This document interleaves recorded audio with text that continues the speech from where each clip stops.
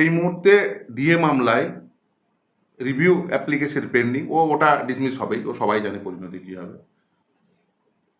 দ্বিতীয় হচ্ছে আমাদের কন্টেম্প্ট, আমরা ইমিডিয়েটলি যাতে দিয়ে দেন।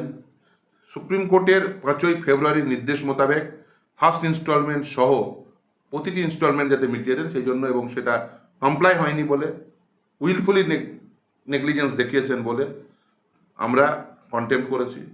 রাজ্য সরকার মিসলিনিয়াস অ্যাপ্লিকেশন করেছে সময় চেয়ে 31শে ডিসেম্বর পর্যন্ত।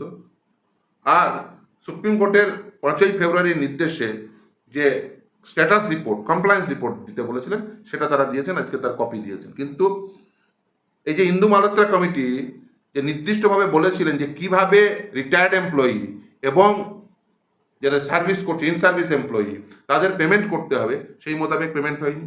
কিভাবে পোর্টাল তৈরি করতে হবে তার কারণ 16 পূর্বে তথ্য নেই বলে তারা জানিয়েছেন। কিভাবে পোর্টাল তৈরি করবে সেই পোর্টালের তথ্য কনফেডারেশন অফ স্টেট গভর্নমেন্ট এমপ্লয়িজকে নির্দিষ্টভাবে দিতে বলেছেন। এখনো পর্যন্ত সেই তথ্য মলয় মুখোপাধ্যায়ের কাছ থেকে ইমেল অ্যাড্রেস নিয়েছেন, কিন্তু এখনো পর্যন্ত তথ্য দেননি। তাহলে এটাই নন কমপ্লায়েন্স। এবং তারপরেও আপনি শিক্ষক, শিক্ষাকর্মী, গ্রান্টিং এডের কর্মী, পঞ্চায়েত, মিউনিসিপ্যালিটি, কর্পোরেশন, বিভিন্ন সংস্থার কর্মী, যাদের ডিএ এআইসিপিআই অনুযায়ী হয় একই ডেফিনেশন, তাদেরকে এখনো পর্যন্ত দিয়ে দেন, একটা এসওপি করে ছেড়ে দিয়েছেন বাজারে, যাতে ভোটটা পেরিয়ে যায়, ভোট বৈতরণী পেরোনো যায়। আপনারা ভালো করে জানেন কিভাবে ভোট করাবেন।